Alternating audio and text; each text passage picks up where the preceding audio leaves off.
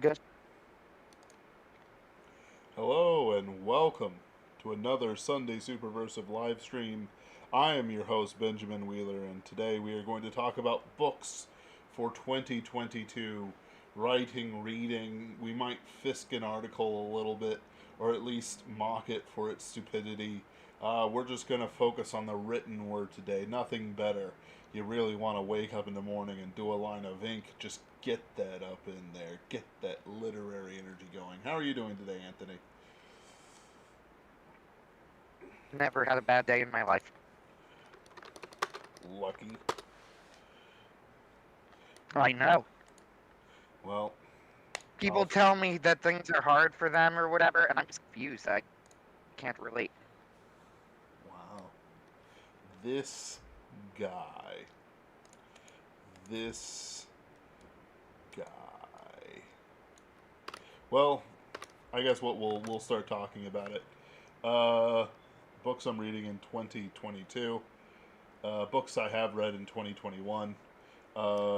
I'm rereading The High House right now, but eventually I'm going to start on Susanna Clark's Piranesi because enough people have recommended it to me. And since I bought it secondhand, uh, extra money is not going to the author. Hey, hey, Carl. Hey, hey, Bradford. Which is all I care about. If only my game input capture would connect to Wrath on a Ruin. There we go.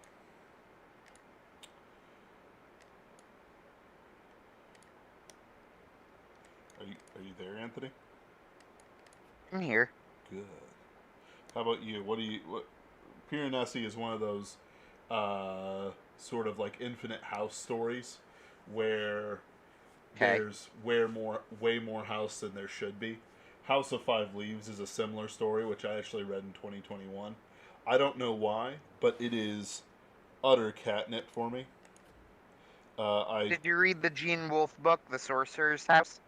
I have not even heard of it before. Then you'd probably like it. That sounds fantastic. Uh, it's a decent book. This coming from a noted and infamous, not really a Gene Wolfe fan. That's Uh, fair. I like Sorcerer's House though well enough. It was all right. If you were a Gene Wolfe fan, you'd probably love it. I actually have hardcovers of Wizard and Knight. Just found them for a couple Yeah. bucks. So what I'm reading in 2022, at the end of last year, I started reading the Gene Wolfe book Pirate Freedom because I'm still searching for that one book that's going to convert me. Unfortunately, I do not think Pirate Freedom is that book because, and this was also my issue with Wizard Knight, he tells the story in an extremely matter-of-fact style that sucks the drama out of it, and I'm sure there is a reason for that. In fact, from my understanding of what the story is about, I am pretty sure the reason is that the narrator is trying to present things in such a way that you, the reader, don't think that he's as terrible a person as he actually is. If I understand Pirate Freedom correctly, but I don't know, it just makes it very not exciting to me. This was also my issue with Wizard Knight. Everybody told me that Wizard Knight was like the most accessible Gene Wolfe book, and it was super, super easy to read, and my eyes just glazed over on it. I just it it's so weird in its pacing, and it's so weird in its matter of factness descriptions of what happens that suck the wonder out of it to me. And I'm apparently the only person who has this read of Gene Wolfe. Like, so I don't know what to tell what to tell people. Both books were certainly better than the utterly unreadable Book of the New Sun or whatever it was, the Shadow of the Torturer. Yeah, the first one, the one with Severian. I found that book absolutely unreadable. Like, I couldn't get through like the first three chapters or something. Uh, so trying Pirate Freedom, I do find it readable. Uh, so maybe I'll finish it. I don't think it's going to convert me though. I'm also reading the 86 light novels. when I remember that I'm reading them. Fair. Uh, I keep forgetting that I'm in the middle of reading them, which is unfair because they're quite good. Has nothing to do with the quality of the light novels themselves. They're actually pretty well written. Uh, let's see. Am I interested in reading anything else in 2022? No. Wow. Chad, no. Wow. He doesn't even No, read his that's own not. short stories. Wow. No, I just send them. I write them. And I send them off to the editor immediately. No once over, nothing. It hurts. That's how it works. This is how Pinkerton's Ghost works. It hurts. But No, it's okay. no, that's not entirely true in terms of I'm gonna read nothing else. I've been reading the Iliad very slowly, and when I finally finish the Iliad, I'm gonna read the Odyssey, which I am doing almost entirely just to say that I did. And I'm reading the Alexander Pope translations because I have tried multiple, and it is by far the most entertaining. Uh, it strikes a balance between poetry and accuracy that other translations do not get. So we got Megabuster Shepherd. Everyone appreciates books differently. There's stuff I've been recommended I could say is high art, but cannot get through it. God made us all different, and some things aren't for us. Very wholesome. Uh, a name that I do not recognize says Vom Nigo. Indeed, Oh, very that guy wise. again? Yeah. Blank. Let's see. Do I want to just add a moderator? Yeah, sure. I'll add him as a moderator. No, let's report it. Okay. So yeah. Let's see. Anything else? Last year I read. Let's see. I beta read a book by one of the Superversives, and it was pretty good, but it's not out yet, so I can't really talk about it. And was that it? That might have been it. I can't remember if I read the Stephen Lawhead's Dragon King series last year or 2 years ago. I didn't read a Weak. lot last year. Weak. Actually, yeah. Neither did I compared to some years. Again, 2021 was kind of just a weird year. Kind of a bad year for me personally. But, I'm trying to remedy that. People are like, oh, I had a bad year. Oh, I had this year. It's like, yeah, it was kind of a bad year. I didn't get enough done.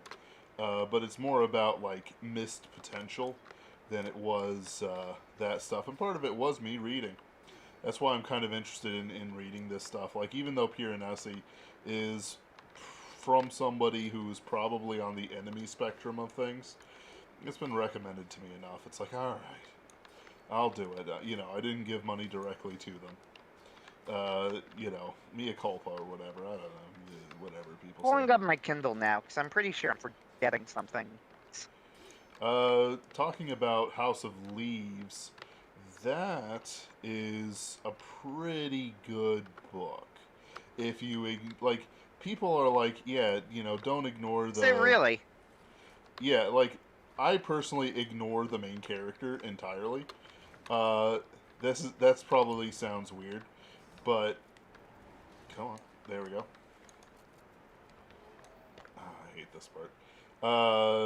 Because I find him odious. Because he's literally dumb as bricks, and he talks about the weird stuff in his life constantly. And while I can see how it adds to the there we go, how it adds to the je ne sais quoi of the book, I absolutely despise the main character. However, since I have been getting into Bronze Age Perverts podcasts, I can see it. I can see where it comes from, what type of character it is. Kind of this crazy criminal bodybuilder type who's a bit too smart for his own good. It works. It has some things to it. But, yeah, the premise of that is there's a house. And this house has,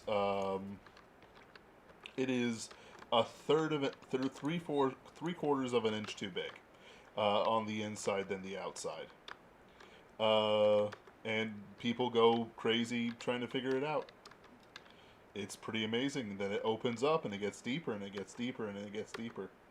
People talk a lot about it, and some people mention, "Oh yeah, it's like the Talmud or something," and it's like, yeah, all right, I can see it, but it's still a good story on its own right. Forgot about this guy. Go away. Uh, it's interesting. I would recommend it, but I wouldn't recommend buying it new. You want to get one of the older copies that has a whole bunch of like really interesting formatting Yeah, House choices. of Leaves. House of Leaves, famous book, because of the formatting Yep. choices, but unfortunately, it's difficult to find those older copies in a way that you could get it. I mean, there is a Kindle version, but I don't even know how it would work on Kindle, to be honest with you. Yeah. From my understanding of it, then. Yep. But it's interesting. Like it's very SCP, and I hate the fact that I have to describe stuff like that now, because nobody really gets is very Pinkerton's ghosts. You know, I can't really say that the same way. This is a mistake. Yeah, the right sort of enjoyable. Interesting. And I think it's really worth a recommendation. Some people might like the main character. I will not. I never will. Stop asking me things. How did you get in my house? You need to leave, please, please. So on and so forth. The High House is pretty good. Because A it's House, he said. the High House by James Stoddard. That's kind of like my end of the year read. It's like how it's basically there's a house that is the cornerstone of reality, and certain people, the anarchist council, is trying to destroy it, and Lord Carter must return to his ancestral homeland to right which is wrong and kill anarchists, which we can all agree is a good thing at all times. There's never a time when somebody goes, man, I can't believe you killed that anarchist. That's No, everybody knows it's a good idea. Uh, all right, so I'm looking through my Kindle Library, and this is what I got. I got David Hallquist's Warrior Integration. Uh, James Pyle's Ice. So we got two from the Superversive end of things. because Ice Uh, looks super cool. I have not read it yet. Ice does look cool. Yeah. Pirate Freedom, which I mentioned. Alex Rider, Never Say Die. I did not read this last year. I read that at least 2 years ago now. Yeah. Let's see, I got August Derleth, Solar Ponds Mysteries. August Derleth might be well known to some of you guys, actually, because Derleth was well known for writing Lovecraftian horror. In fact, he was infamous for writing extremely bad Lovecraftian horror. However, he is also the person who was like single-handedly responsible for keeping Lovecraft's legacy alive in the decades following his death. So he's also like a very important figure in that field. He wrote a series of Sherlock Holmes pastiches called Solar Ponds. They're literally just like Solar Ponds is Sherlock Holmes. That's the story, and they are considered to be okay. For some reason, I bought a book of those short stories. I don't know why. I'm not sure what was occurring to me in my head at the time when I did that. I got the Madness. Joan of Arc. What was that? Madness creeping in Yes. on the psyche. But now I own an August Derleth's Solar Ponds collection, and who knows, maybe I'll like it. I got Joan of Arc by herself and her and her witnesses. So, oh yeah, this is the biography of Joan of Arc that uses almost exclusively quotes from Joan and witnesses to what Joan did for the biography. by Regine Pernude. It's actually really, really highly regarded biography. I have looked through certain portions of it. I haven't read it cover to cover, though. The parts I've read were fantastic. I have a biography of St. John Bosco, a book on the basics of Muay Thai boxing, obviously. Why wouldn't I? Martin Van Cree, that's one that I started reading last year, though. I didn't finish it, but the book was excellent, and I am going to finish it. Martin Van Creevall, Hitler in Hell. Ah, yeah. Now, that's a good book. Hitler in Hell is by the Israeli historian Martin Van Creevald, and it is a book, a biography of Hitler from the point of view of Hitler, writing his autobiography from hell, setting the record straight with all of the terrible autobiographies that have been written, and justifying himself. Truly fascinating book, highly recommended.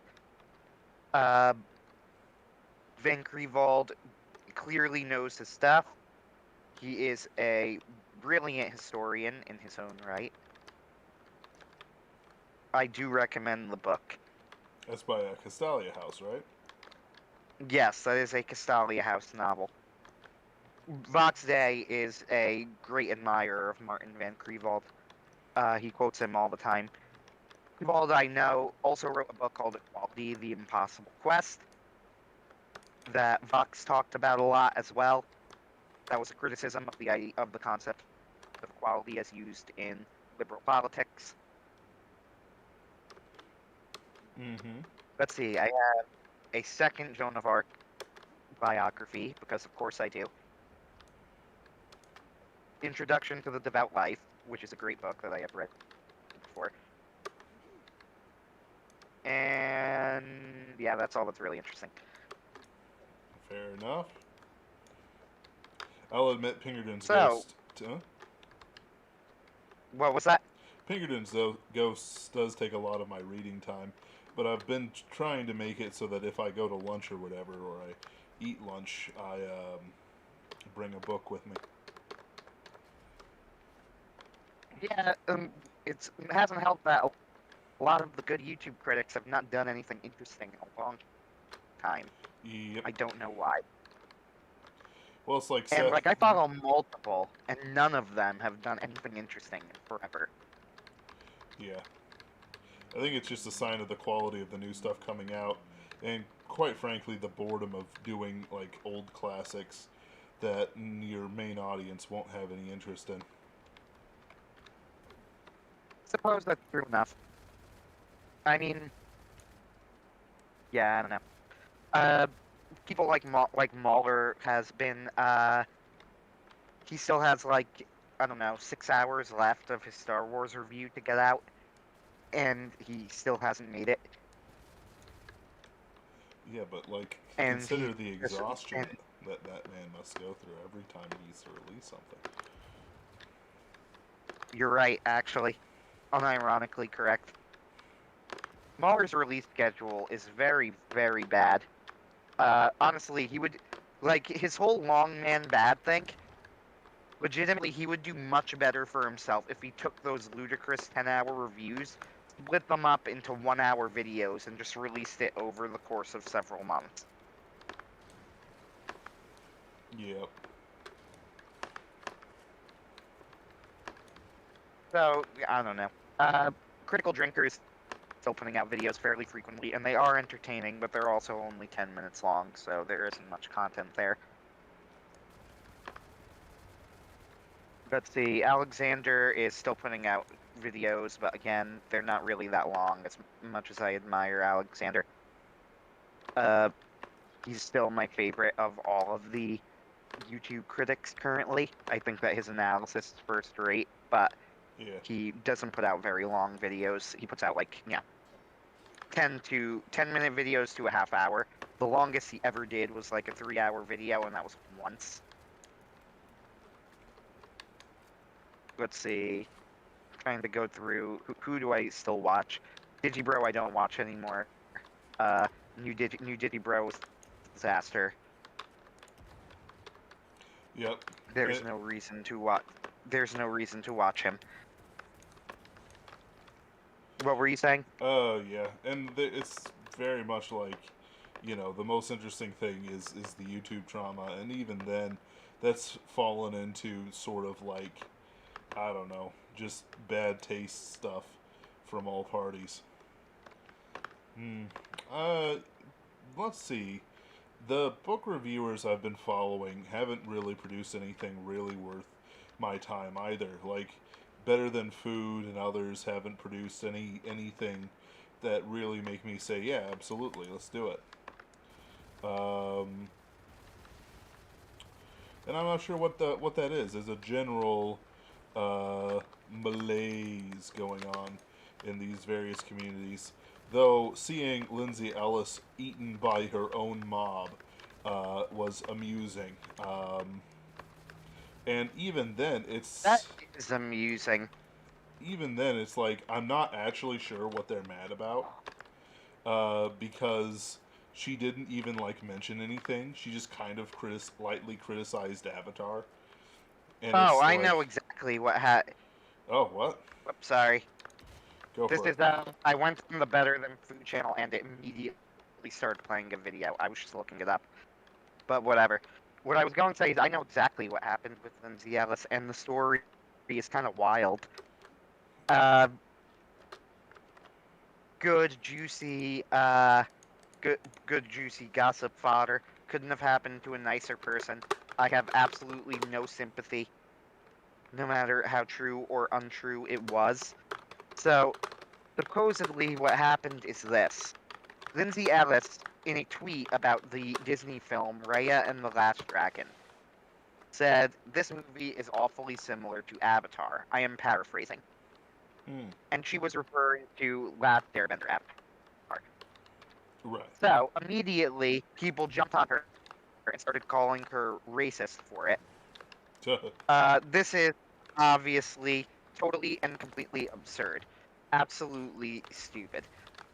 But Lindsay Ellis is also exactly the sort of person who would jump on other people and call them racist if she felt so inclined, and she would feel absolutely no guilt over it. So, I, for one, encourage this sort of treatment, and I think that the people who called her out for this absolutely did the right thing.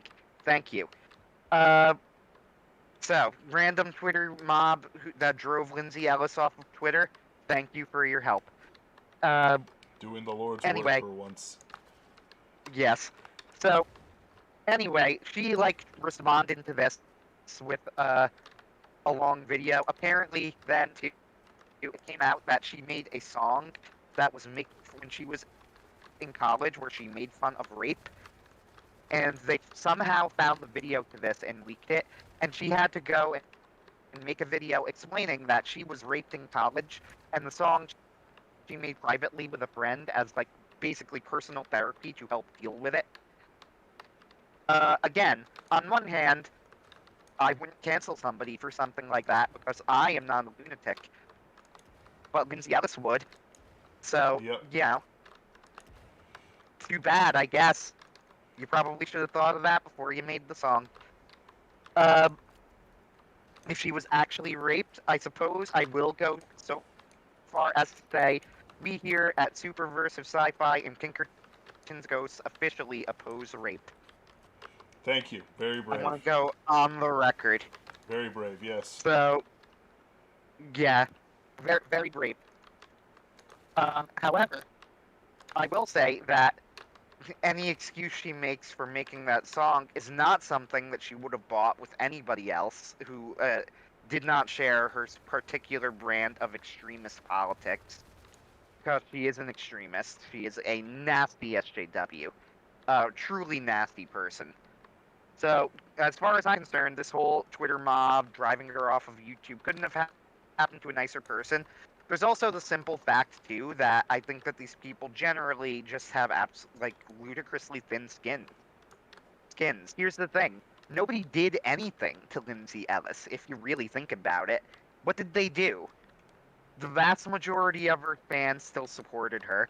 she didn't really lose any viewers. In fact, she might have gained viewers as a result of this.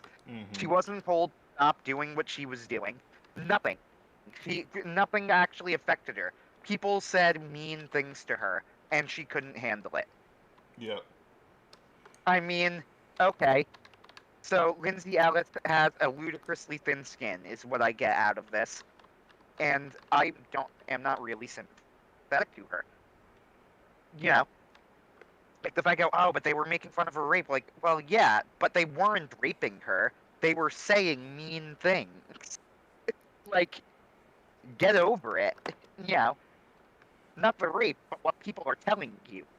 Like, why does this matter to you? Why is it so important to you what random people on the internet are saying? Yep. This is my attitude towards most of these people, to be honest with you. I'm very This is my much attitude. seeing our enemies fall brings me great joy. Because I view it as their just desserts coming, and the fact that we don't have to do much about it is merely us watching the enemy devour its own, which they will do often and with frightening regularity. Yep. It's just one of those things, though, where it's like, you should really feel. It's why I don't really care about Twitter mobs generally, to be honest with you. It's like, X actress was harassed off of Twitter. What do you mean she was harassed off of Twitter? You know that commenters can't make you leave Twitter, right? Right. You need to make the choice to leave Twitter. You were not harassed off of Twitter. You left Twitter. Like, it's the same thing. Like, so there was a hate campaign against you on Twitter. So what? Yeah. What does that do? It does nothing. Yep. It's Not to mention that most of these hate campaigns are fake anyway, but that's another story. yeah. Yeah. They're manufactured. It's kind of like the current revolutions going on in Kazakhstan. Like, yeah, it's pretty manufactured. Though there are some fun videos of people riding horses through the capital streets, which have been That very is fun. amusing to me. But it's like it's like another color revolution. Oh boy, better Where break have we out. seen this before?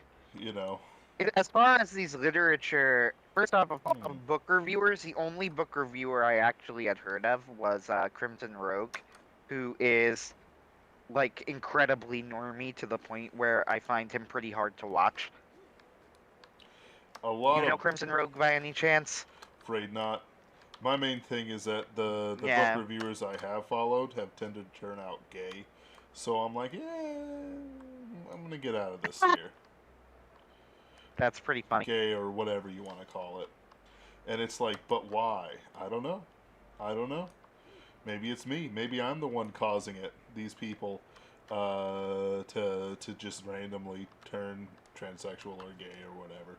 It's like I'm sure something. I don't know. Yeah, Crimson Rogue is just incredibly normie. Uh, like if you actually listen to him speak or whatever, like you could tell pretty quickly that he's he's an atheist, but he's one of those. I don't know. He's like a Reddit atheist, if that makes sense. I That's wouldn't horrible. call him an SJW.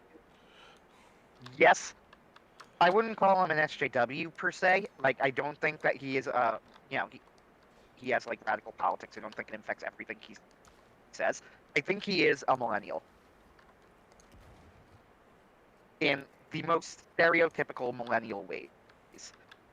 But with one big difference, which is that unlike most millennials, he actually reads books. Wow.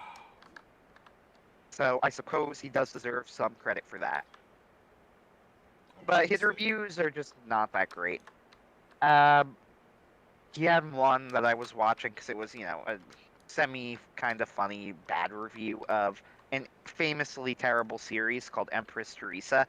Empress Teresa is a saga that's pretty wild if you've never heard of it. I've heard of it. Like yeah, he did a review of Empress Teresa, but honestly, it became kind of painful to hear because a lot of his responses to, like, Empress Teresa famously is Catholic, and I'm pretty sure that the writer of the book was Catholic, and this like Catholic philosophy kind of infuses this very terrible, very strange book. Yes. And don't get me wrong, the book is bad, but like a lot of Crimson Rogue's responses were a lot of the typical Reddit atheist type responses you'll get to religion. Mhm. I don't know exactly how to put it, except that you would know exactly what I meant if you heard it. Oh, I'm sure. Like, he'll make a comment like about, she'll say something like, truly the fact that there are no, it's a miracle that I'm alive, and he'll say something super clever like, so Empress Teresa thinks that just living is a miracle, so the slug is a miracle, and he'll Yes. say it like, it doesn't really, you know what I mean. It doesn't really matter. The Chad, yes, life. Every breath I take is a miracle from the Lord. And I'm grateful for Just all everyone. sorts of stuff like that, all throughout it. Every time she says something that is remotely Catholic in philosophy in the book, he will counter it with the typical Reddit atheist response. Frederick Knudsen did a pretty good Specifically, video it on gets her. really bad when, at some points in the book, she basically just quotes Thomas Aquinas, proving the existence of God. And of course, he responds to that, thinking that it's, these arguments are bad, when he really has no idea what he's talking about. He's cringe, not her. Because nobody does who No, I'm responds to kidding. They're Aquinas in the both modern cringe. day. So, I don't know. It does not make the book good. I mean, Right. Empress Aretha is still a very weird, very terrible book, but it eventually made the review kind of hard to listen to, and I Yeah. just stopped watching Crimson Rogue. Uh, he also had a good review of a book called Pretty Little Liars, I believe, or Pretty Little Liar. Not Liars, Liar, because Pretty Little Liars was a show. That was about, like, a girl who killed someone and then manipulates a simp who was a simp into taking the fall for her by the end of the book. And she gets into a lesbian relationship with a girl. Like, lots and lots of stuff. Megan Buster Shepard says, I just dismiss atheists out of hand. They're just miserable and angry at their grandparents. Based opinion. Great grandparents will say. He Great also says, it's weird grandparents. to see the high amount of LGBT ever people in the book review video analysis circles. This does not surprise me because it takes a certain amount of autism to do this. Yep. I say with very much aware of the fact that I like watching a lot of this stuff and I like making some of the stuff, but it does take a certain amount of autism to have the patience to actually find this sort of thing enjoyable. It is what it is. It's one of those things, like, I've shocked my family when I said, like, the main reason I didn't go into theater in college, like, the main reason that I didn't go into theater in college is because theater is so converged. Like, it's broken converged. There's nothing worth salvaging in the theater world. And if I did not think that, I probably would have gotten into theater. But I couldn't, like, in good conscience do it. Good. There are certain fields that just lean that way. It's sad. Yeah. And there's, it depends on what you're also looking for. Like, in reality, right wingers tend not to have the mindset to make. Ben, What? can you hear me? I could always hear you. Your computer's crappy, and so it front loads all your Did I stuff. lose Ben? No. Oh my goodness. Anthony, I'm right here. I've always been here, just waiting for you. Waiting for you. Words from the comments. Let's see here. Aaron VT. Evil rots until it collapses in on itself. The only question is how long until Twitter collapses entirely from the rot. Hopefully not too long. Nah, Twitter's going to be around forever. It's going to be around till the servers die, essentially. Megabuster Shepherd. Oh yeah, Anthony already talked about that. Did I disconnect? No.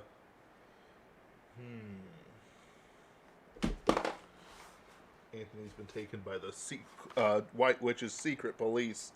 Morgrim, fortunate favorite of the Queen, or else not so fortunate. Favorite book line of all time. So, I guess You I'll. hear me? Yes, I can hear you. I could always hear you, Anthony. And I will always hear you.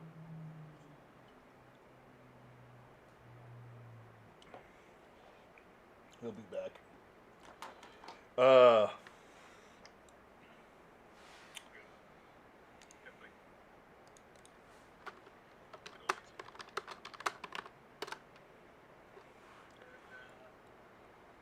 Can we crowdfund Anthony a new computer? If I'm able to get enough money for the Pinkerton's Ghost comic together, and he doesn't spend his share of what's spare, because most of that money will be going into there. On a new computer, I will be incredibly disappointed. Incredibly disappointed. Bradford Walker says, so long as a company gets that sweet BlackRock EGS money, get woke, go broke will be a cope. Yeah, yeah. As much as it started to look like get woke, go broke was being real, BlackRock kind of swooped in there. Their base, it feels like they're the reason why we haven't hit runaway inflation yet. Just them spending immense amounts of money on like crappy Netflix sequels, somehow preserving the economy. Crappy Netflix adaptations are preserving the American economy. Think about it. Think about it. Yeah. So, let's see here. Virgin Get Woke Go Broke versus the Chad Don't Be Late, Get Out and Create. That's pretty good. That's pretty good, Mega Buster Shepherd. You get a sticker. The sticker is lighter. Is not lighter than your sins, though. You gotta be careful. You're coming through on YouTube, but not Discord. What is this? We were working 5 minutes ago. It's not like I'm changing anything. Check, check, check. Check. Oh, so it is Discord. People. I don't know how much, if you can currently hear me through YouTube or not, but I assume that you can. I'm going to disconnect.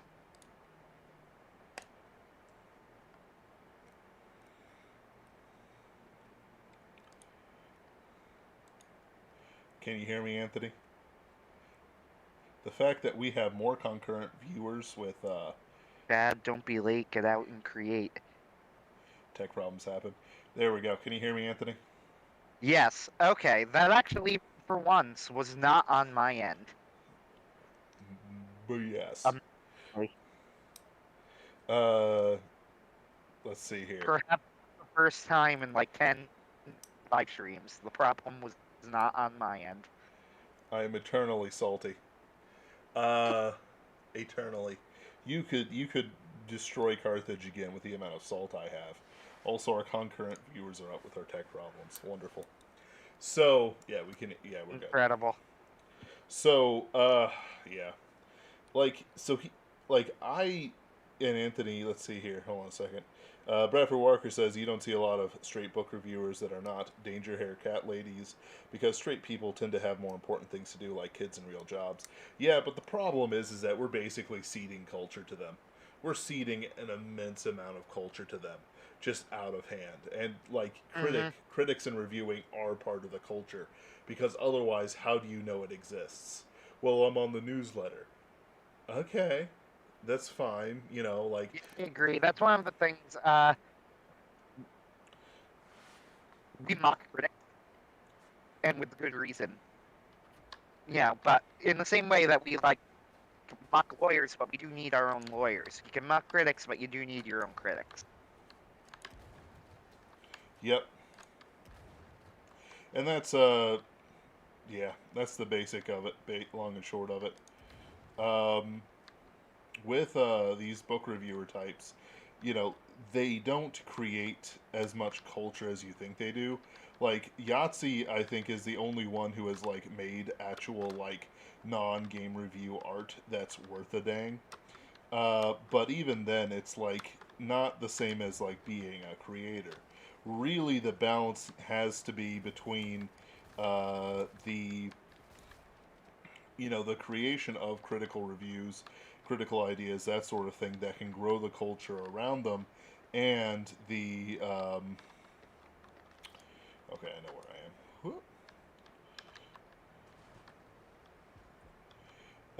am. And the sort of things that pop up, uh,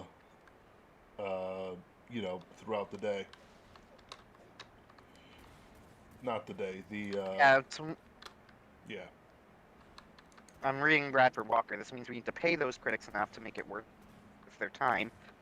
Uh, yes and no.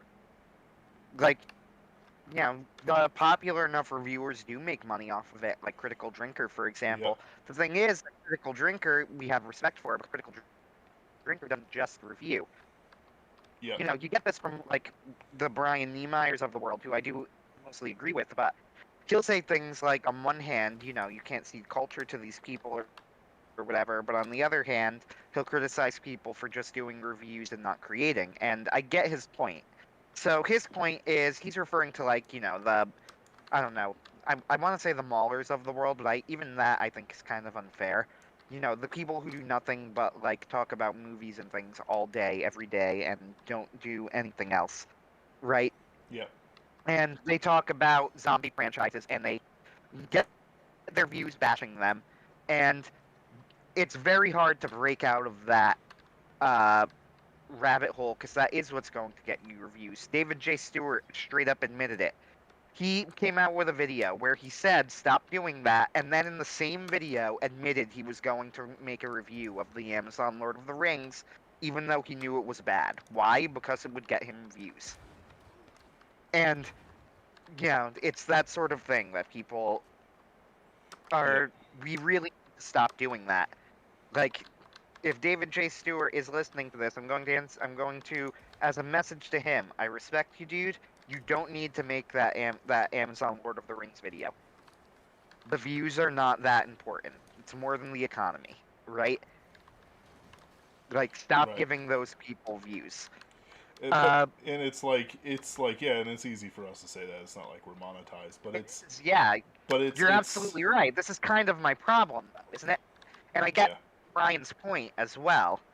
So, Brian's whole point is that, like, these sorts of people, they criticize, and they don't create. But the flip side is, if we're going to say that criticism is important, then that means it needs to be important in and of itself. yeah, So you can't just say, well, I only respect people who do it who are creators. And Critical Drinker, to his credit, by the way, is a creator. yeah, He is a working novelist. He was a working novelist before he came out with his video series. yeah. The video series halted him into popularity, yes, but he was writing these books beforehand, and he is still writing them. And that is to his credit. I think it's great that he does that. Yeah. Uh, but with that said, we need to not just disrespect these people, because they're critics. Being a critic is something valuable in itself. Yeah. Unlike that one guy who did that horrible piece on "It's a Wonderful Life," that was bad work, Yeah, bad which was a critical. First Things article somehow. Yeah, right? I don't know who they are though. Man, no. I can find the article. It wasn't that far. Uh, Patrick J. Deneen. Yeah, no. So, what we are referring to is in one of our Superversive forums, the Superversive Discord, one of our regular commenters dropped us 2 links to 2 different articles in It's a Wonderful Life. One was a pretty good analysis of it, the costly virtue of It's a Wonderful Life. Good article, good read, nothing wrong with it, written by KB Hoyle, recommended. He also dropped a second First Things article. Both of these The first was from a website called Christ and Pop Culture. The second is First Things. So First Things, for those who don't know it, is like a well-known conservative think tank type website. You know, very old guard, conservative. Hat tip to Goldeneye, if he's listening. Yep. This article is called "It's a Destructive Life" by Patrick J. Deneen, and it's one of the more retarded articles that I've ever read on anything. It gets basic facts about the movie Runk. For example, he claims that George actually, that there is proof that George built Bailey Park, you know, the neighborhood of houses that was sold by the Bailey Building and Loan. He claims that he built Bailey Park on top of an old cemetery. His proof of this is that in the scene where George was never born and they go to the cemetery is located at the same place as Bailey Park would have been in the other reality. This is such an incredibly stupid comment that I am amazed that he actually had the gall to make it. The actual meaning of that scene was that without Bailey Park there, they were living in subhuman living conditions in Pottersville, and they were dying faster. So fast that a cemetery had to be built in the spot where Bailey Park would have been. Mm-hmm. This is not hard. This is, like, really, really obvious in the movie. And that was his read on the scene. His read was that George built over a cemetery. It's so bizarre. The main gist of the article was that George, if you actually look at the sort of neighborhood that George was building, like really look at the details of the houses that he's built, Bailey Park doesn't really have sidewalks or porches, but large yards with garages, and the development is very hostile pedestrian. And they said that this stands in gross contrast to the vibrancy of downtown Bedford Falls. You know, where there's a tree that stood there for generations and where George lives and George's family lives. But again, this is an incredibly retarded take.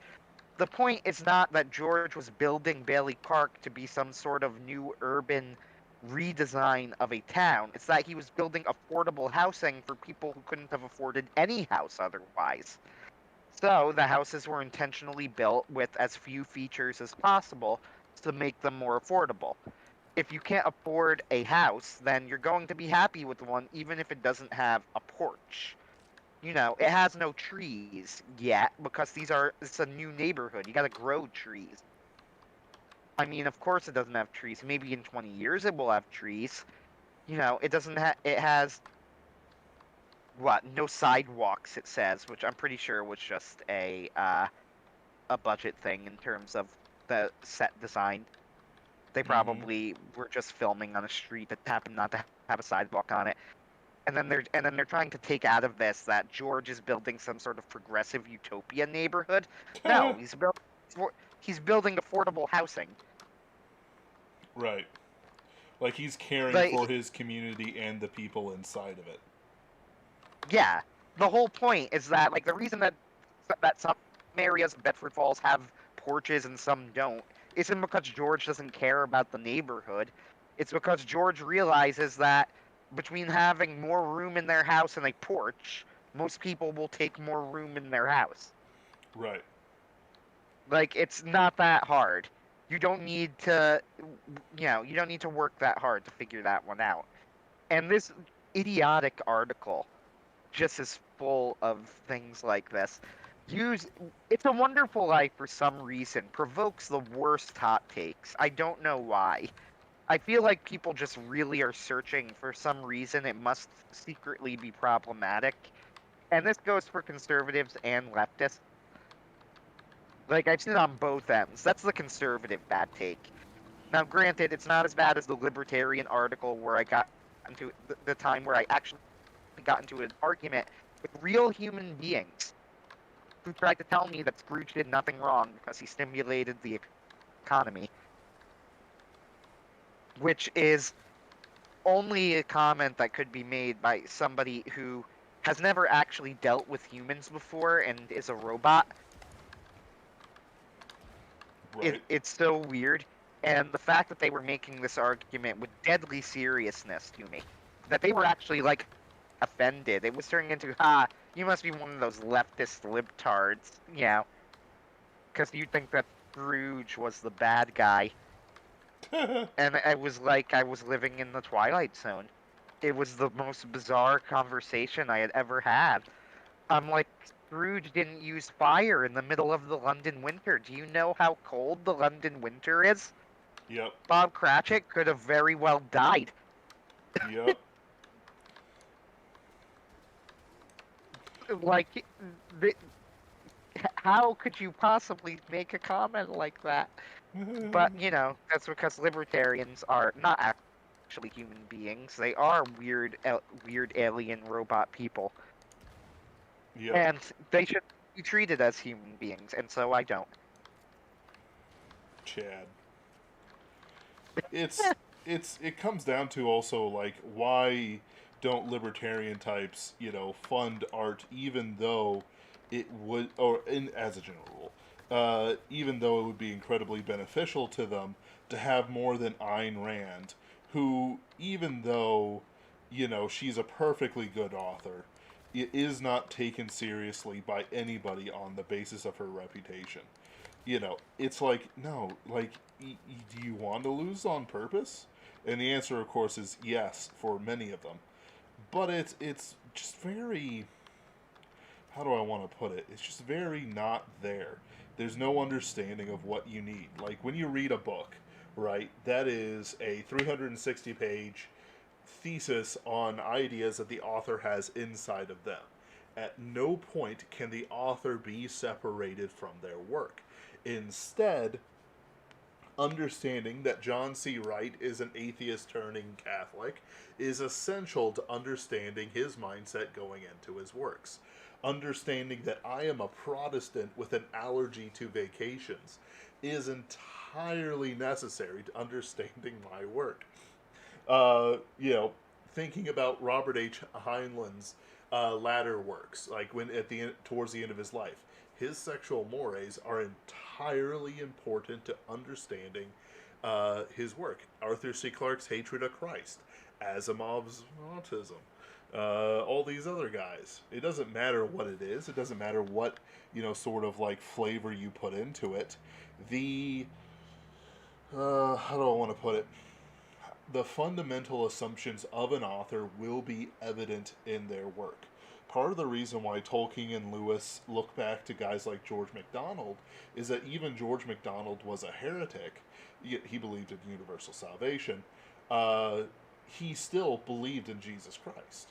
He just had a wrong interpretation of something that may or may not affect his salvation. One hopes he is in heaven. He writes as if he is a Christian. He writes as if all his hope is in Christ Jesus. So even though he's religiously complicated, there's a certain simplicity to his work and the hope in it that is evident from the beginning. Moving on to other things, like, have you ever read a book that's from a French author and you're like, yep, this is French? Have you ever read an American book that's like, yeah, this is American? Like, these ideas stick in. But the thing is, if nobody talks about them and nobody points it out, how in the world are you going to be able to say, yeah, no, I understand my culture? If a libertarian wants a book, they need to fund it, put some money in it. The profit isn't a dollar bill or a certain amount of dollar bills. The profit is more art. Art that has your ideas in it, that are incapable of being separated from you. And it perpetuates down to everyone who reads it. The reason why the Empress Teresa stuff is so mocked and so looked at is because it was written by a very strange person with many mental problems. And it comes out. The same with that one guy who had all those children fighting in wars on these pictures he kept writing, drawing and stuff like that. Very mentally disturbed. It comes out in his art. I mentioned House of Leaves. Yeah, the guy's Jewish. He wrote elements of the Talmud into it. Big surprise. The guy who wrote Fight Club was gay. It's in his book. Like, there's no separation of the author from the work. Therefore, to properly understand the work, the author must also be considered. And to create art, to influence culture, you have to find the right people to create the right art that'll do what you need it to do. Otherwise, we're just going to keep losing the culture war, and we're going to lose it forever. And, not much we can do about it. At least for now. For now. Was that? For now. For now. I just want to skin Well, suit. there is What? there's quite a lot that we could do about it, Oh, and absolutely. we're doing it. Yep. The answer is create. And we're doing it like we're surrounded right now with people who do it. Talking to you guys, interacting with other superversive authors, that sort of thing. It's like, absolutely. At no point are we, not doing what we need to do on this stuff. Yeah, I do wonder, like Roland Yancey, for example, has been involved in the pulp revolution sphere for a very long time, and he wrote a book called, I read it too, and I can't remember the name. He wrote a book, pop star something. It was about a pop star who dies and then has to fight demons in the afterlife with a pilgrim. It's very magical girl, as I understand. Yes. I actually didn't give the book a good review at the time, but whatever. Not the point. Roland Yancey has been around for a long time in like the pulp rev sphere, and the thing that Rawl has pointed out is that part of the problem is people who are, I'm trying to think of how to put it exactly. Conservatives don't like to do things that aren't practical, was his point. He's like, so, you things like cutting the arts budget and then increasing the science budget and the math budget and whatever. Yep. Even though it is practical in its own way, it's just not directly one-to-one practical. Like, it takes a step to understand what you're investing in.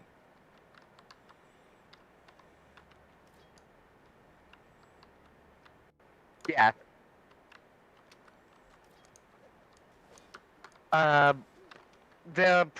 It's not like openly practical though. Like the thing about art is that art doesn't provide an immediate tangible benefit, right? It involves spiritual benefits and things like that. Of course, much of the issue with all of like Sword and Flower, thank you. Mega Buster Shepherd is correct. Sword and Flower was the book. Of course, part of the issue is that in terms of like conservatives and conservatism and all of that sort of thing, is that when it comes to those types of books, or to writing books, and people saying that they don't value them, they don't really mean it, when it comes to the real world. As a great example of this, if you ask somebody who is a materialist, and this isn't necessarily a conservative, of course, but it is related because it's all a very modern mindset.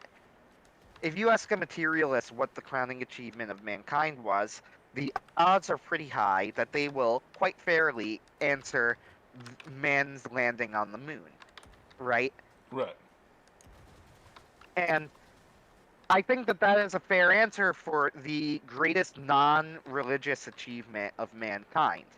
Mm-hmm. In terms of having nothing to do with religion or religious exploits of what mankind has achieved, I think that it is perfectly fair to claim that the moon landing is it. Considering the sheer amount of manpower that was required to do it, the advances in technology, all sorts of different things. The thing is, though, that if you ask them to justify why, the most that you're ever going to get is that technology advanced around it. Right? They'll say, well, it led to all sorts of technological advances. But no, that's not my question. My question is not why technology advancing was good for humanity. It was, why was landing on the moon a good thing? Eventually, you definitely need to start talking about the spiritual Yep. to justify it. And the fact There's that, really no other. Yeah, there's yeah, no other way to do it. And that is how they talk. Like, if you ask them why, they will talk about it very much like it's almost a religious experience. yep, And again, I don't even think that that's an entirely unfair take, right, right? Like, I do think that there is something to the idea of, man landing. Why was man landing on the moon important? Well, it was important because of what it represented for humanity. That we managed to do something that ancient mankind would have never even dreamed of, and we actually accomplished it. We put a human being on a rock that wasn't the Earth. yep, Sheer magnitude of something like that is unreal. Like, it's absurd that we managed to do that. But we did it. yep,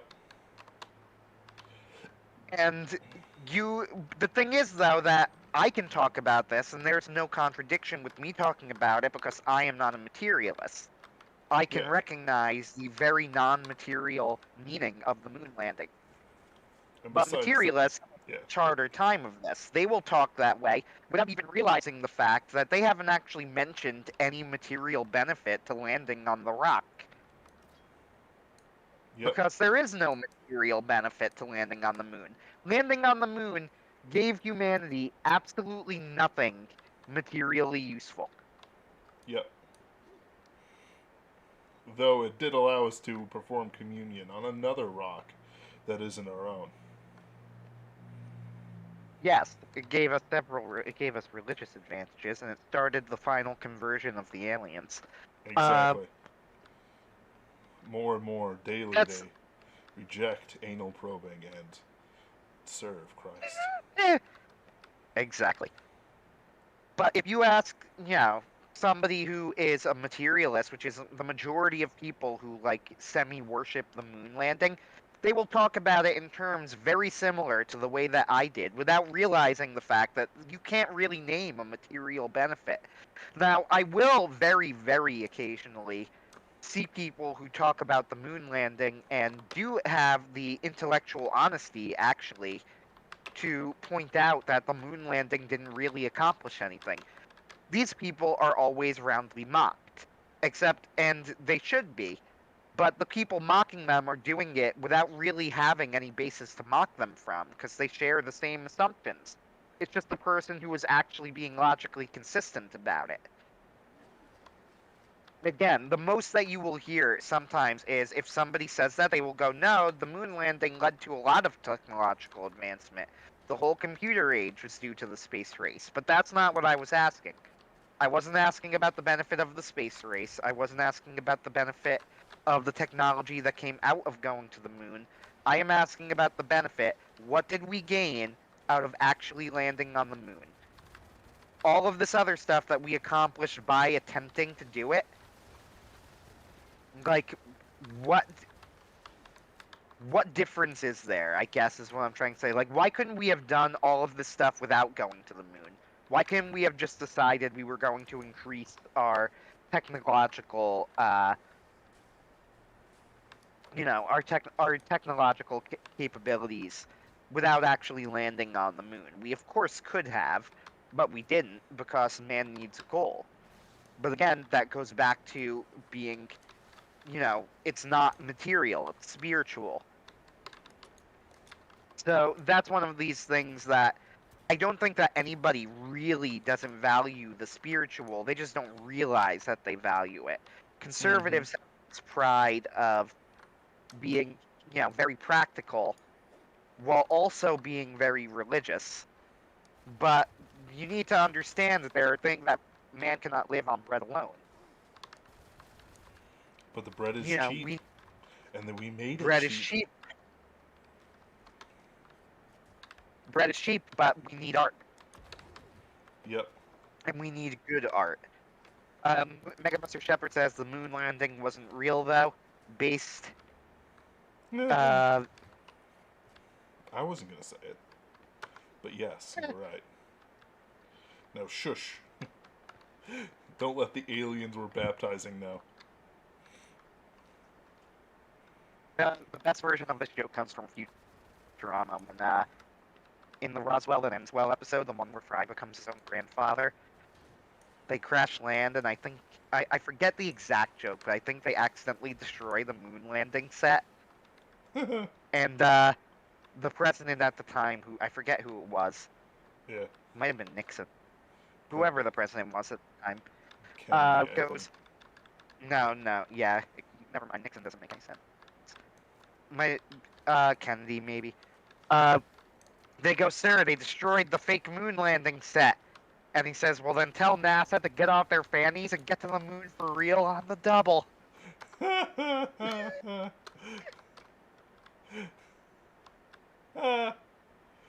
actually pretty. Pretty good joke. That's a pretty good joke.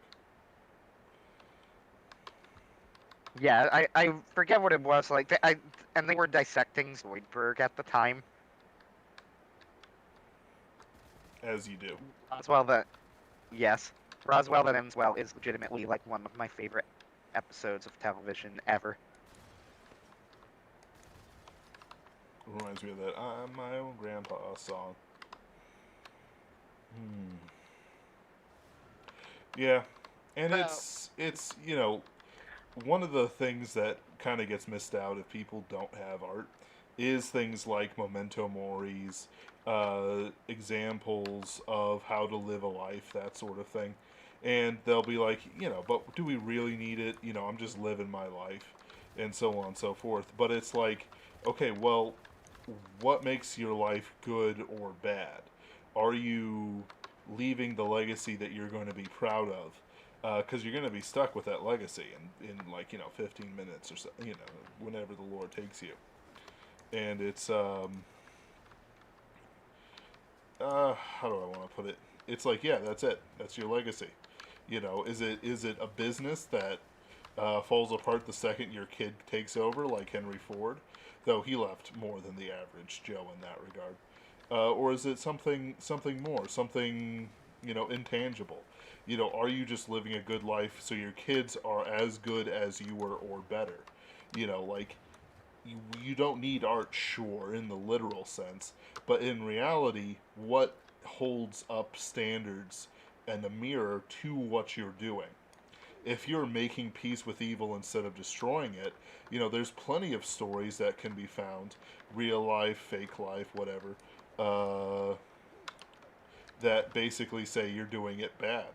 You know, like you could be like, well, you know, Prime Minister Chamberlain during the prelude to World War II or whatever. It's like, sure, yeah, but like, nobody cares as much about that guy as they do, you know, some hero they admire going through a struggle.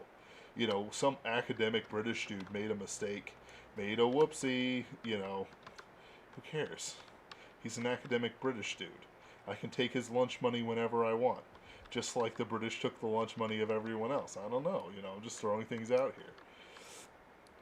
But if you don't have anything for people to consume, for things to be, shall we say, rallied around, you're just going to have nothing. And then the lefties are going to educate your kids, and your kids are going to be given lefty heroes. That's the whole thing of it. Yeah, that's why Sabaton are the best. Absolutely. I don't actually listen to that much Sabaton, but I do appreciate their work, because it's good work. Yeah, they give us real heroes that we can admire. Exactly. And they teach us about them. And they make it public, and it seems to really resonate with people.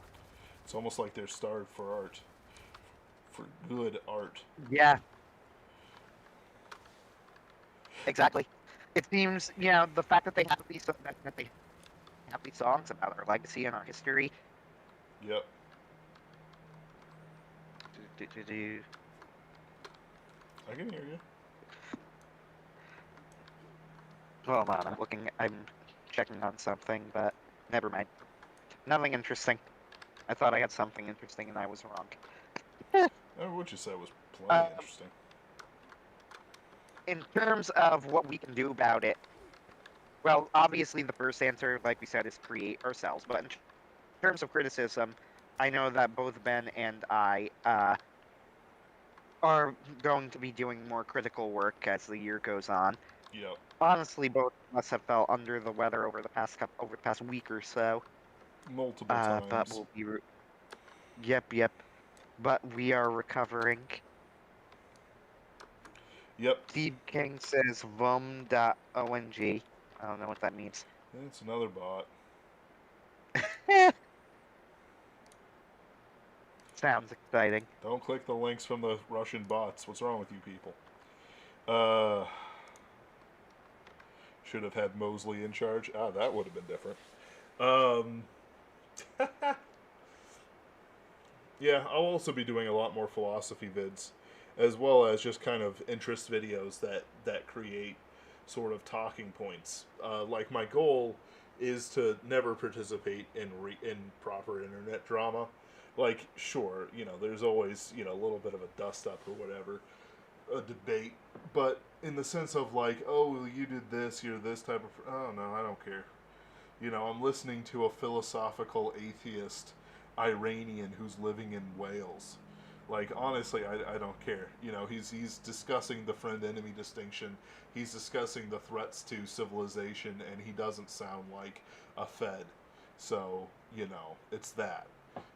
Like, sure, I paid attention a bit to the Jack Murphy stuff, because the Jack Murphy stuff is objectively disgusting and hilarious.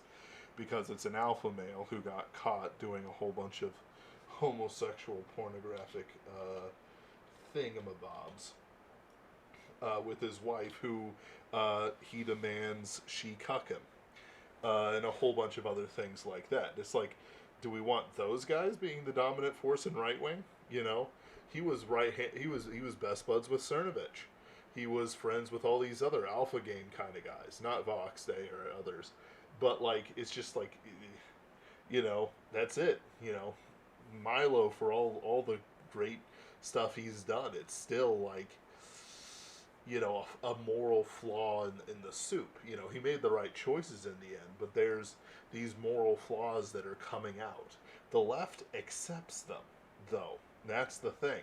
The left absolutely accepts and promotes their degeneracy, because the goal is to destroy the good, the beautiful, and the true. But to create things that promote the good, the beautiful, and the true is a harder thing indeed. Let's see here. Yeah, so like the thing though with that stuff, with like I could make a decent case for Mosley. Edward remains king. They lose India, but they may keep the empire. The problem is that the British males became incredibly cucked, and their culture was destroyed during the spiritual crisis of the 1970s. Their culture is more or less a mockery of itself. That's why basically all their comedy is snark.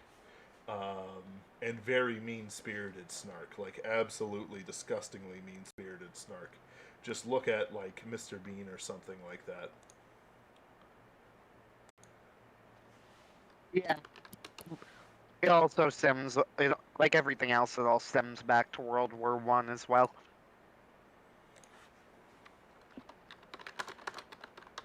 Yep. You expect to elaborate on that? Because I have no elaboration.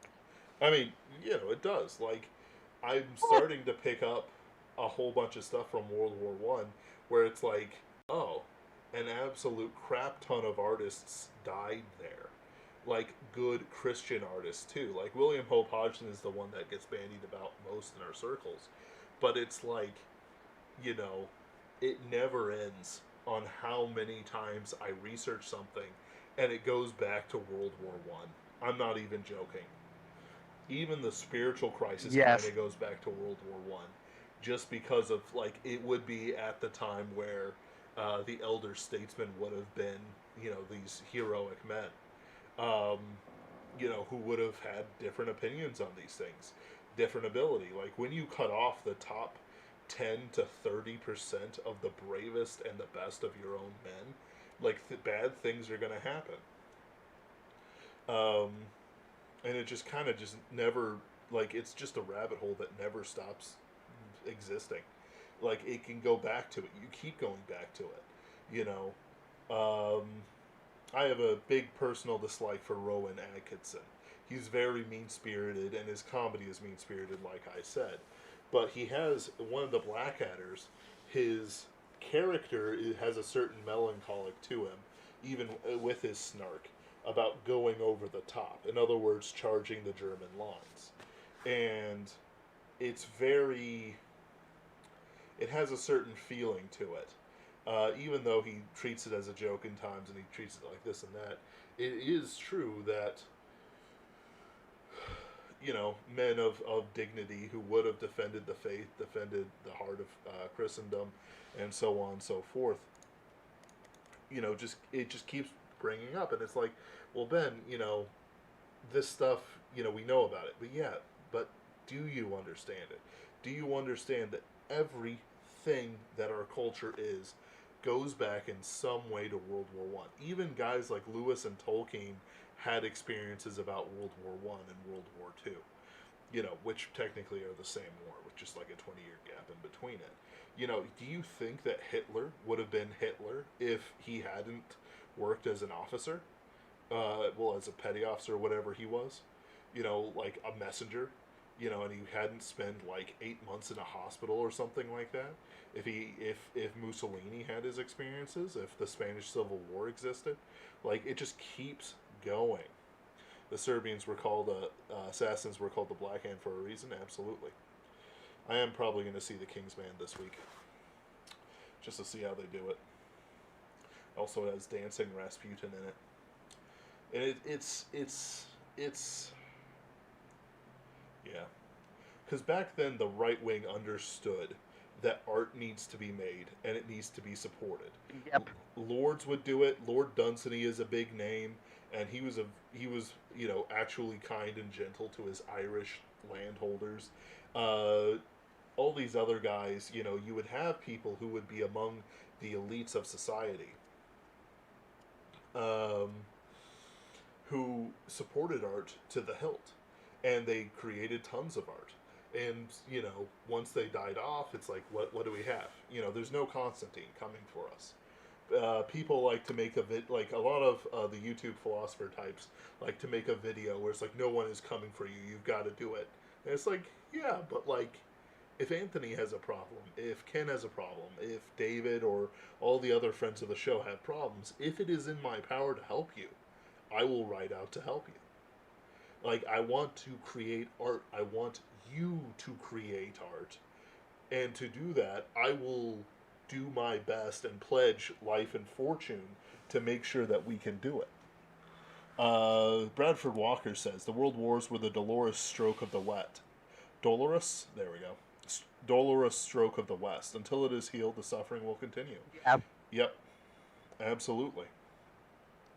And it's hard to sort of understand this. Like how do you do it? Like, how do we even understand our mentality of something like that? Even like the 30 Years' War, which killed off a fourth of Germany, at least, didn't have the same mental effect that World War One had on our culture. Like the Catholics make a big joke about the evils of Luther. Oh, look at the time! It's time to destroy Europe, and it's German again. Who would have thought? But it's who would have thought? It's a German again. That's a pretty good joke. It is a great joke. I love that joke so much. But it didn't leave as big of a mark on culture and ideas as World War One has. Like the Frankfurt School comes from World War One and World War Two. The Russian Revolution and all the Bolsheviks in the USSR, the CIA, the income tax, all the things that Woodrow Wilson and FDR did. It just never ends. Creation of art is an act that we should have done a long time ago. It's good that we're doing it now. Yeah, and that's Merg Magler Maxis. And it's I could just repeat myself forever, but it's like, what can we do about it? What can we do to improve things for us? That's why I have a pretty developed plan for Pinkerton's Ghosts. It's why I'm going to have a Kickstarter for the comic, so I can also create another realm of art. I can create this art. I'll have novels with Anthony, and I'm hoping with Ken as well. I'll be making my own novels. The more we do it, even to the exhaustion of ourselves, like, we're paupers. We're incredibly poor compared to the previous generations. Our generation is monetarily poor. Our souls are poor. Our theology, even though we have access to every book ever written in theology, is still poor. And and the goal isn't even just to, like, create a golden age. It's to survive and keep as much as we can alive for the next generations. And hopefully there'll come a generation who is up to the task to create another art golden age, like we had at certain points in our history, even during the darkness of World War I. Bradford Walker says, the patron class got wiped out in the world wars.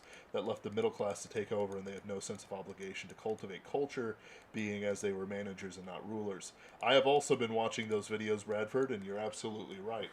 It's kind of like Malvolio from Twelfth Night. Very miserable sorts of people. But there's no understanding of it. Like, the patron class had a certain amount of duty and responsibility that the middle class simply doesn't understand. The middle class understands that it has a certain amount of duty to itself and to its middle classness, but quite frankly, there's a strata in there that's just gone, and there's not much we can do about it. He continues, this left the void for the enemy to take over that role, which became explicit post-World War II, with the CIA using it deliberately to push their dogma on everyone else. Yes. Megabuster Shepherd says, we will be the foundation upon which the restoration begins. Though it may take 1,000 years, it will shine bright again. It will not take 1,000 years. And depending on what might happen, the Lord's return might be delayed a little longer. We shall keep watch. But I want people to understand it, that nothing I'm saying is hyperbole, nothing I'm saying is stupidity. I'm a poor man. I'm a very poor man. But the fact is that I'm still willing to pledge what little I have to the revival and preservation of art in our generation. And I think that's the based and red-pilled and so on. The year of the chud energy that we need to have. If you have an opportunity to bully these left-wing writers who are so fragile, so delicate, that the merest foul word breeze pushes them over and destroys them, take the opportunity. You are a friend to me, and you are a friend to other people. The people who believe in being polite to even your enemies are dying off. Their generation is passing away. It's as much as the dignity of them, which is a very great dignity, will be lost, it'll clear the way for a lot of work to be done. Long live John C. Wright, and may those that come after John C. Wright become greater than him. Nick Cole understands it, but he's willing to be polite. Other people understand it, what we're talking about here. Because there's no point in debating with somebody who refuses to do anything but insult you. This way, the parallel economy scares the enemy. Actually, that is a good thing to mention, because we have a bit of parallel economy on our own. Let's see here. We do. We dibbly doobly do. I need to find a link for I need to find a link for it. Anthony, dance it off. So, we're done for this week? No, dance for them, Anthony. Dance for entertain them. Because your comment confused me. Oh. I mean, just imagine me dancing it beautifully. Absolutely. And I'm putting the link in here. The first right-winger to create a parallel banking network will win the day for all of us. Absolutely. But I've put a link in the chat. It is to our subscription on Unauthorized TV. I view Unauthorized TV as probably the most important practical thing that I've done for Pinkerton's Ghosts. We were accepted by Vox Day, and he has favored us many times over, and there might even be some more announcements in his sphere later. Um, we're not the biggest and the brightest in his ecosystem, but if you support us for the $5 a month, you can help me create more art, and I guarantee you, it's going to art. It's going to book covers, and I don't mean CGI BSs. I mean real book covers with real skill put into them. It's going to be put into supporting my authors as they write their own novels, as support guests with short story money. Um, Yeah. It'll be fun. it'll be fun, and the more support we get, the stronger we can fight. That's why I'm always here, promoting stuff. Like the second Bradford Walker has his second book ready, you better believe I'm going to be plugging it. The second Brian Niemeyer has another book, or David Stewart, if he kind of like is half in, half out of my sphere for some reason. I don't know. The second I notice he has another book, I'm promoting it. No gimmicks, no drama, no nothing. As long as you're a friend to me, and as long as you fight on the same side as me, therefore a friend, you know, it's worth promoting you.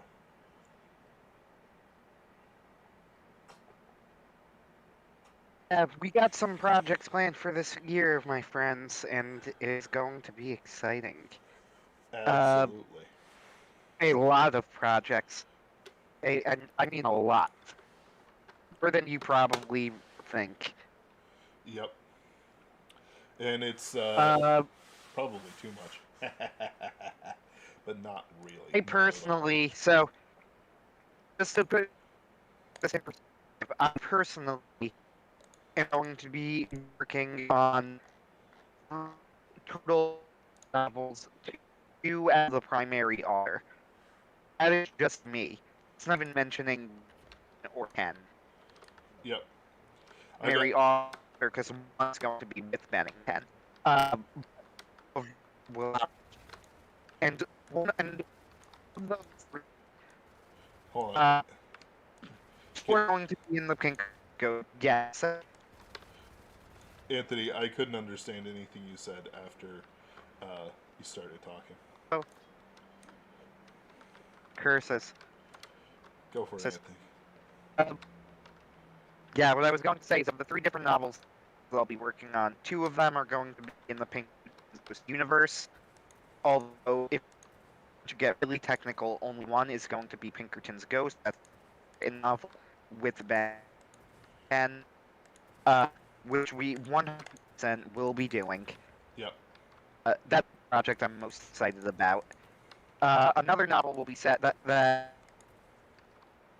me, primary author, will be set in the Pinkerton's Ghost universe, even though it is not officially a Pinkerton's Ghost novel per se. And by that I mean the main character is not a paranormal Pinkerton, and is not about a paranormal Pinkerton investigation. It is a side story set in the universe of Pinkerton's Ghost. It's an idea that I've had literally for years. It originally existed in the form of a superhero novel and morphed over time into a noir. So that's going to be, and of course I have an entirely unrelated novel that I have been working on with the help of a fellow Superversive who announced because no contract has been written, money has exchanged, something is official with yet, but it's been helping me write poetry for it. It is a Greek myth adaptation. That one, unfortunately, the only problem with that is that Pinkerton Ghosts take first priority, meaning they're not but it is what it is. And Ben's game crashed. Yep. Oh no. But yeah, lots of writing projects. There's also going to be what we have been referring to as our Uber stories. Ken's will be coming out. Mine is in the process of being written and will hopefully be written by February. You will be writing your second Uber story, a backstory about Jack's mysterious incident involving the Children's Hospital, Yes. which is going to hopefully be a good Easter egg for our longtime fans who keep seeing that reference and are curious about what actually happened and why Jack says that he would do it again, but also doesn't like talking about it. Yep. I'm about 3,500 words into it. Are you actually? Good Yep. work. Yeah, lots and lots and lots of things. So and I referred even mostly just to my projects. I mentioned Ben briefly at the end, but when you bring all of us together in here, we have so much going on for 2022, and this is, to be clear, with the regular Pinkerton's Go schedule. Yep. There. Bradford Walker says, "Oh, go ahead." Let's see, actually, the right already has a thriving sorcery scene. Those dudes make some good books. Bradford Walker says my reading list for this year so includes books 4 and 5 of Legend of the Galactic Heroes, Pirates of Venus, fantastic, Edgar Rice Burroughs, God's Battalions on the Crusades, and Patriarchia. I have not heard of Patriarchia. Let's look that up. Yeah, it sounds like a nonfiction book. Yep. Let's see if I'm right. And I get a whole bunch of Russian websites. Yep. Book by Robert Filmer. For The Natural Power of Kings, the 1680 book by the English philosopher Robert Filmer, defending the divine right of kings, on the basis that all modern states' authority derived from the biblical patriarchs, history, and logic. Ooh. That actually sounds quite interesting. Yep. Actually, that might be on Project Gutenberg. Hold on a second. Patriarchia. John Locke and others attacked what they saw as the absurdity of Filmer's views. Oh, so he's over the target. If John Locke is attacking him. The first of Locke's 2 treatises of government consists mainly of criticism of Filmer. Ah, it's being published by Imperium Press. I understand they do good work. Locke found Filmer's account of political authority unworkable, arguing that could not be used to justify any actual political authority, since it is impossible to show that any particular ruler is one of Adam's heirs. False, we're all Adam's heirs. Yep. John Locke's an idiot. Yep. I do not read Locke. I have no desire to ever read Locke, and I am happier for it. Let's see. Patriarchia remains Filmer's best-known work. He considers Filmer's attacks on contract and consent as explanations of political obligation to be plausible, and finds it unfortunate that Filmer's belief in Adam's kingship has obscured them. Huh. I am curious.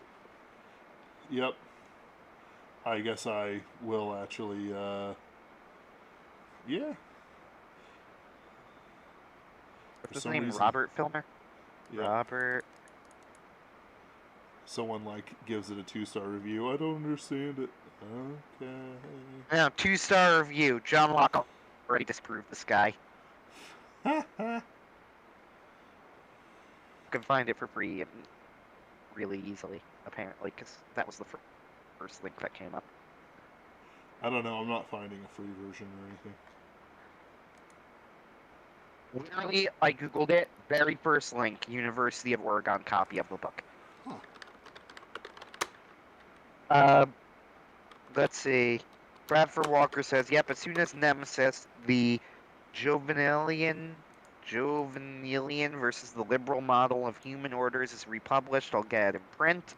And I did Locke for grad school. That was the start of my return to tradition. Guess why?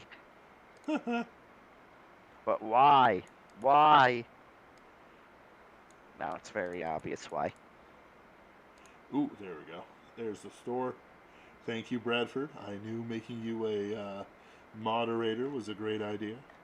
Just pat me on the back a bit, you know. Jack Flock's response, though. Flock's response is it's impossible to know for sure if somebody is descended from Adam. Since I do believe that all men are descended from Adam, then that immediately means that I reject Flock's response. So, Yep. yeah. I don't even really need to read the rest of it. Yeah, I know, right? Wow, that was easy. TMZ reporting the mysterious circumstances surrounding Saget's death. Bob Saget has died. A note was found in his hotel room that simply read, "I just can't," and a copy of Santa Inc. paused at only 5 minutes into its runtime.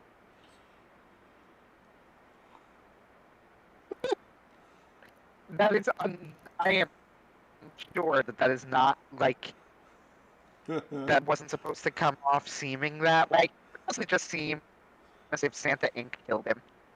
Right. It's just like, I can't do it anymore. I can't do it. I went to Santa Inc. He said, I can't take it. Just kill me. I just want to die. You could pause it.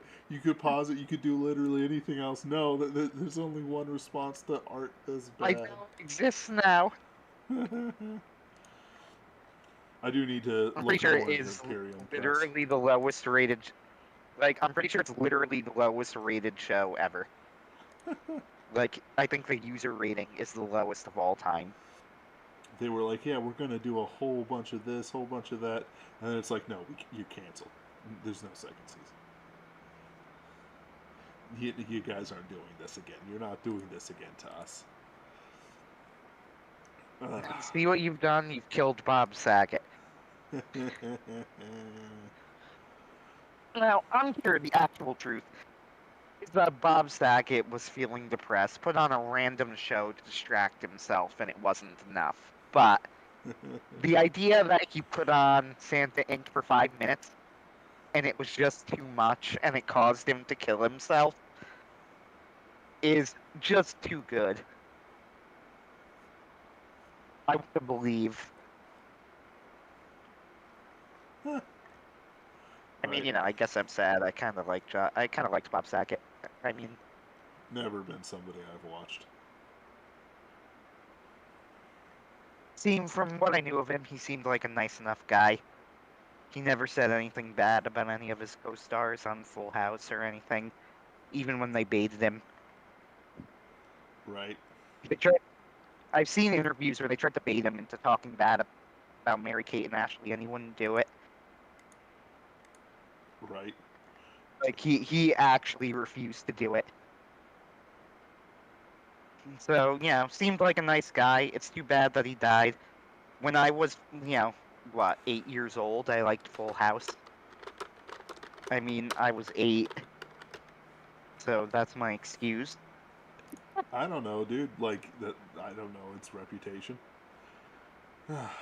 The reputation. So, if you try to watch Full House now, I'm gonna put it to you this way: Full House is very, very bad. It's just bad. The writing is bad. However, it was a mega hit, which raises the question of why. Boomers. And the answer to that question is that it was pretty wholesome family goodness, and that's it. And people liked that. And it was very popular with young children, I assume, because, like, when I was in elementary school, all of the kids watched Full House, and these were reruns. So that's extra impressive. Wow. Yeah. Just the thing. So I guess I'm sad that Bob Saget died. It's a shame. Too bad that Santa Inc. killed him. Yep. Rip. That needs to start now. That needs to start. That holy shit. Bob Saget started watching Santa Inc. and it was so bad that after 5 minutes he killed himself. Beautiful. And Bradford Walker says I couldn't watch Full House at the time. Understandable. Saget's home video clip show was tolerable. Yeah, I guess. And stand-up was where he took the mask off. Yeah, that's the other thing. That Bob Saget as a comic is extremely blue. like extremely blue. It's actually kind of crazy to listen to if you only know him from Full House, and then you watch his stand-up. It like this is the same guy. Uh, and he is funny. I can't remember anything from him specifically, just I remember thinking that he was kind of funny. Oh well, that's too bad. Got anything else tonight, Ben? No, I said everything I meant to say. Uh, and quite frankly, there's no point in beating the bush too much. Just enough. Just enough. Just keep in mind what the standards are for our actions and what we're working towards. Our legacy isn't going to be a golden age, as much as we would want it to be. Our legacy will be that we set it out for everyone else, and we made sure that people don't look at our generation like a dead generation. Because think about it, we're coming off of Heinlein, we're coming off of all these atheists, we're coming off all this evil, and what will they think of us? Well, we should make sure that we give as good an account as we can for the glory of God, for the faith we have in Christ Jesus. Otherwise, it's just us putting ink down that will fade in 100 years. And who will remember us but us, who are like those of 50 or 100 years ago, who looked upon them of 50 or 100 years ago and were remembered? All right. Yep. Well, have a good night, everyone. You'll see us again next week, and we'll have a special guest episode that'll be out for the subscribers Monday and for the unauthorized TV subscribers Thursday, if I can remember. Let's do it. Have a good night.